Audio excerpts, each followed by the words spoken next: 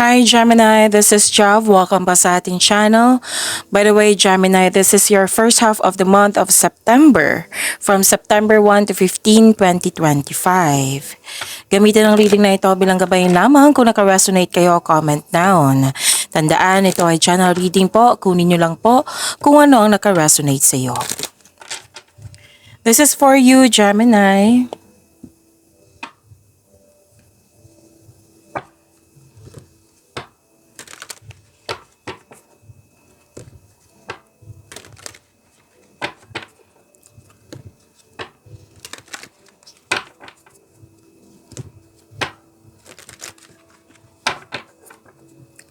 Para po ito sa iyo, Gemini, first half of the month of September, September 1 to 15, 2025.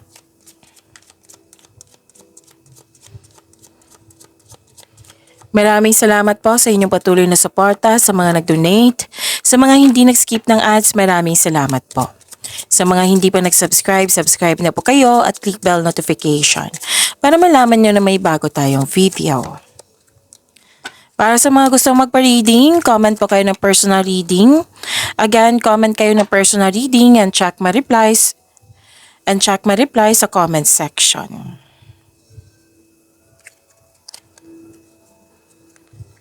Oh, ang ganda. Gemini, ang ganda po. Companion, may sinamahan ka ng favorite person mo. Napatunayan niya sa'yo na loyal siya sa'yo, very, very supportive siya sa'yo. Pero then may bago kayong kaibigan dyan, bagong kasamahan na magaan ang loob mo sa kanya. Pero then may bago kayong gamit, bagong pet, or na-hired kayo as katiwala. May malaking influence ang isang babae po. And may parating po na malaking pera sa inyo, Gemini. Oo, claim nyo po. And prosperity is yours. Yes, prosperity is yours. Kitang-kita ko po dito na maraming transaksyon na makapagbigay sa ng malaking pera. Pwede yung expectation nyo po itong malaking pera na ito. Oo. Pwede din opportunity ito na makapagbigay sa ng malaking pera. Cash flow po yung nakikita ko dito ha. Pwedeng maraming benta, orders, kliyente, customer, project, transactions, cash flow. Prosperity is yours. Malaking pera ito, Gemini. So, claim nyo po. Ang ganda nito. I think nung isang araw, nung first upload ko, before nito, lumabas din itong prosperity. Itong malaking pera. So, ito po. Ang ganda. Claim nyo po, Gemini.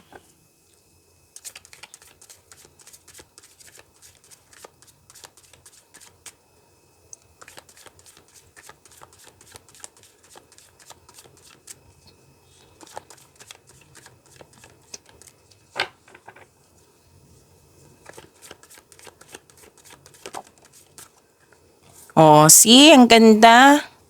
Angel of Happiness, andito po. You deserve this happiness, ha, Gemini. Claim nyo po. This is about your energy. Tumatalon yung cards mo, Gemini. Okay, andito po si Angel of Wisdom.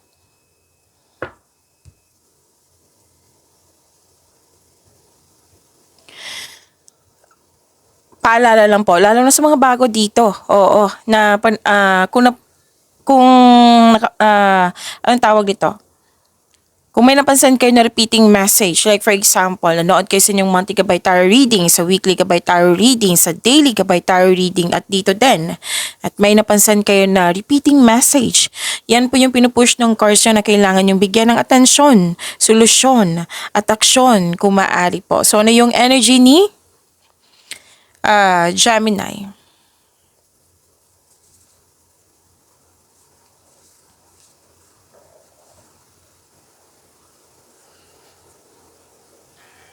Okay.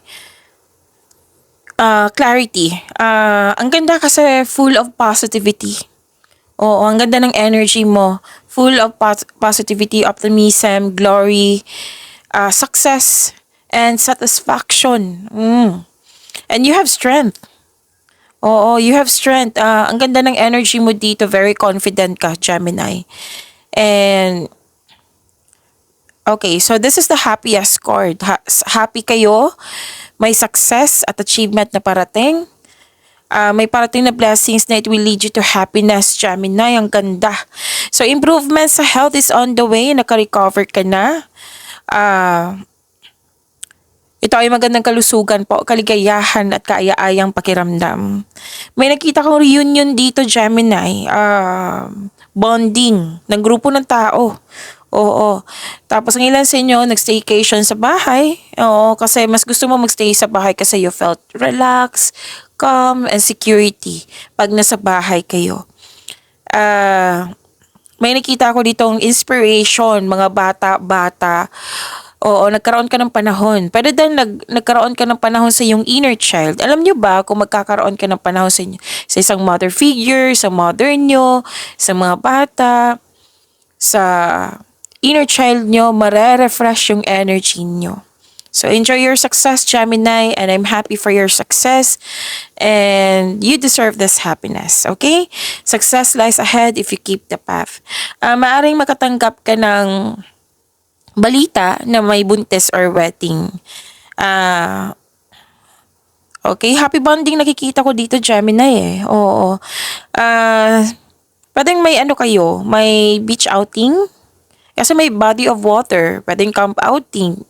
May nakita kasi akong body of water dito na pwedeng paglalakbay ito sa malayong lugar or literal na beach outing to. Or any kind of outing. Basta may togetherness po ha. Itong togetherness na ito ay very happy ka. So, magkakaroon nito kasi you want to escape everyday pressures. So, you want pahinga. And you deserve this pahinga kasi may success ka eh. May na-achieve ka dito na success and very satisfied ka sa mga nangyari. So kung sa career and money ito, exciting opportunities ay parating na. Oo, nagkaroon ng financial growth. Ang ganda. Makaka-receive din kayo ng knowledge that you deserve. Oo, recognition po ito ha. Okay. Nakita ko rin dito na may grupo ng tao dito na very supportive sa'yo. It might be tutulungan ka nila sa iyong mga ginagawa dyan or di kaya sila yung dahilan na na-motivate ka, na nagdudulot ito ng happiness sa iyong buhay. So, you're feeling healthier inside and out, Gemini. Na-overcome mo na yung sadness or illness. At ito na, yakapin niyo po yung pagbabago na ito, itong na-achieve niyo, itong satisfaction na ito, itong success and happiness. Ang ganda. So to attract more blessings, let us say the power affirmation. Let us say, I am content and confident. Again, I am content and confident. Kung sa Tagalog pa, ako ay kontento at may tiwala. Again, ako ay kontento at may tiwala.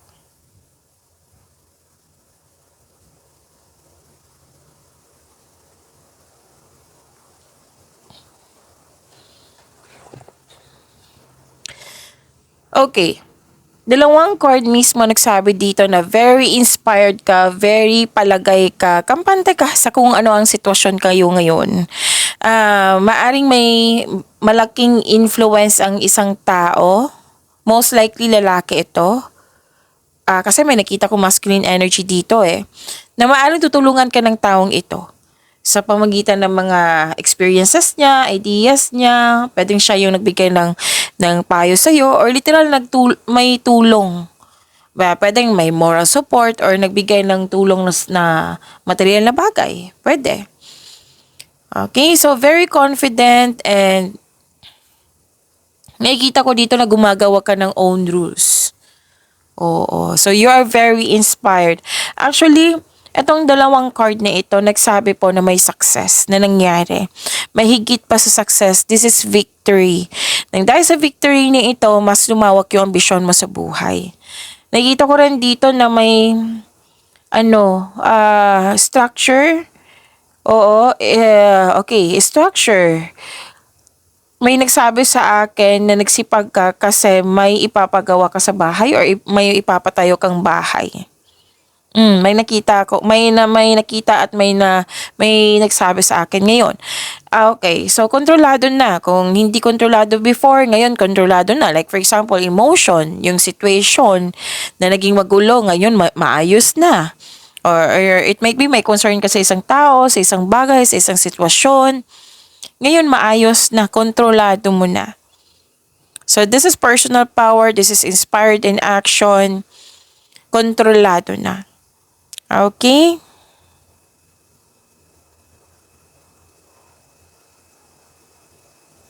Masusunod yung gusto mo, oh. Masusunod yung gusto mo, ideas, plano. Ang ganda po, Gemini. Claim niyo po. So, sa mga nakapansin sa boses ko ngayon, napapaos na ako eh. Kahapon pa to. So, focus kayo sa mensahe. Okay. To attract more blessings, let us say the power of affirmation. Let us say, andito kasi si Angel of Wisdom. Let us say, I am strong, stable, and in control of my life. Again, I am strong, stable, and in control of my life. Kung sa Tagalog pa, ako ay malakas, matatag, at may control sa aking buhay. Again, ako ay malakas, matatag, at may control sa aking buhay.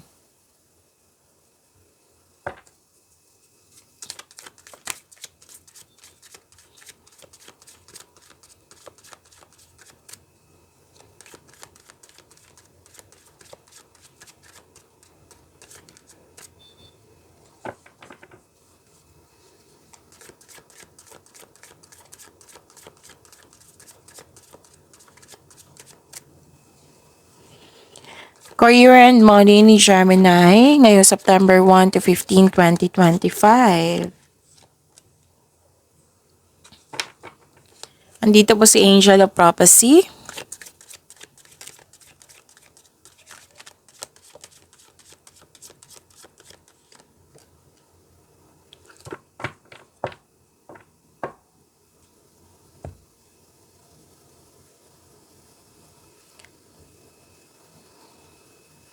Okay. Sa career and money niyo po.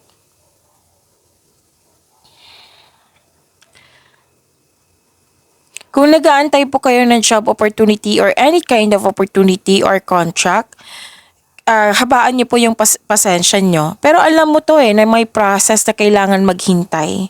So, habaan po ang pasensya. And sabi ng card, huwag magdesisyon agad na mag-invest or maggasta sa isang bagay. Kailangan nyo pong magkaroon ng time for reflection. Okay? Kailangan nyo magkaroon ng time for reflection and pag-isipan ng mabuti kung dapat ba. May hinihintay ka, kailangan maghintay. Habaan ang pasensya kasi alam mo na may process po.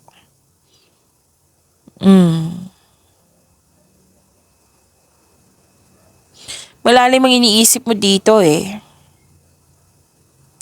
So, try to invest your time wisely while you wait. Kung may gumagawa ka ng desisyon, alamin mo kung dapat ba. Basta po ang sinabi ng card nyo dito na huwag magdesisyon agad para mag-invest or maggasta sa isang bagay. Kailangan mong pag-isipan ng mabuti.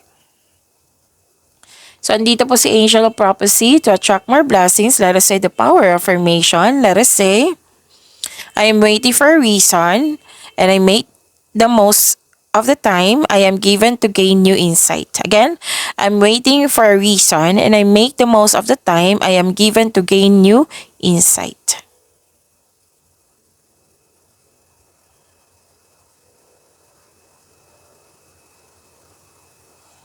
Okay, kung sa Tagalog pa, naghihintay ako ng isang dahilan at sinusulit ko ang oras na ibinigay sa akin upang makakuha ng bagong pananaw.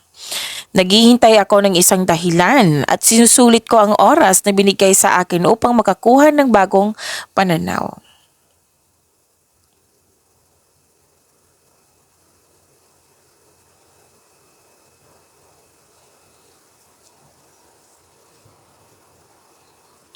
Okay, so this is celebration. May special event.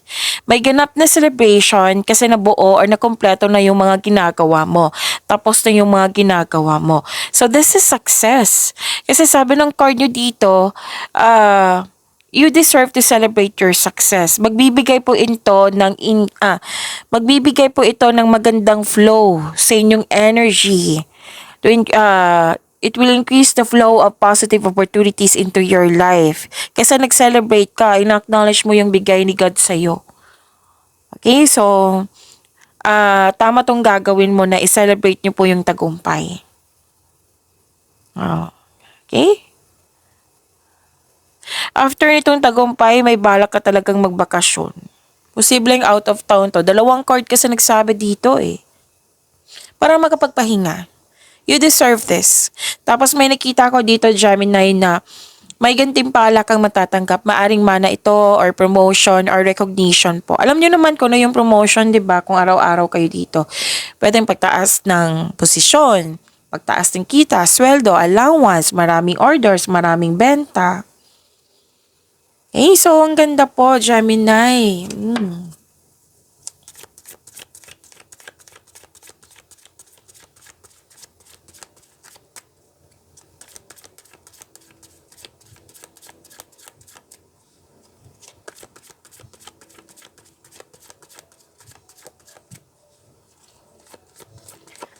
Love life, self-love, partnership, and romance ni Gemini. Ngayon, September 1 to 15, 2025.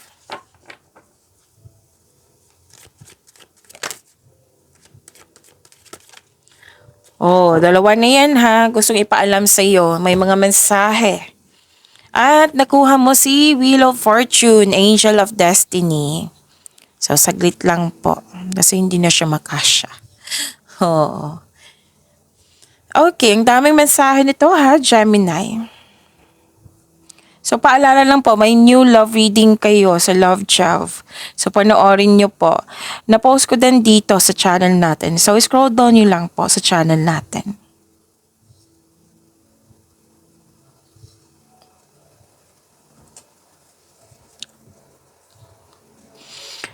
Nag-aalaga. Nag-aalaga ng pamilya, ng bata, nag-aalaga sa relasyon. Kasi may nakita ko dito, panahon sa family, panahon sa mga bata. May nanganak, may nag-aalaga ng baby, pwedeng ikaw yung mother figure nag-aalaga ka sa family mo. Pwede din may mother figure nag-aalaga sa iyo. Okay? And okay, you have a wonderful romance, loving, maalaga at compassionate partner. Ito ay marunong magbalanse sa kanyang emotion. Pwedeng partner nyo to or pwedeng magiging partner nyo. Okay? At mas nangingibabaw yung energy ng isang water signs. Cancer, Pisces, and Scorpio.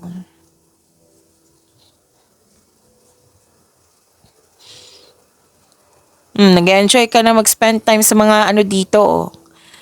Sa bahay. May ilan sa inyo nag-enjoy ng home decoration.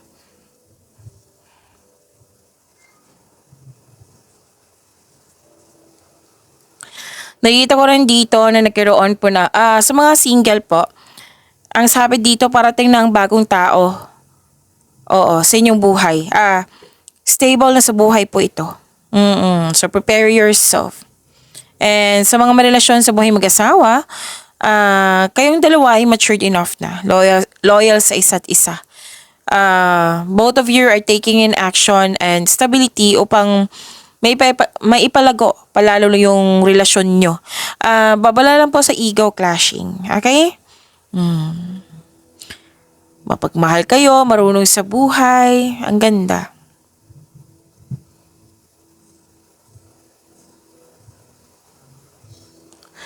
Nakikita ko rin dito, okay. Sa mga single, may chance na mamimit mo yung new romantic partner mo.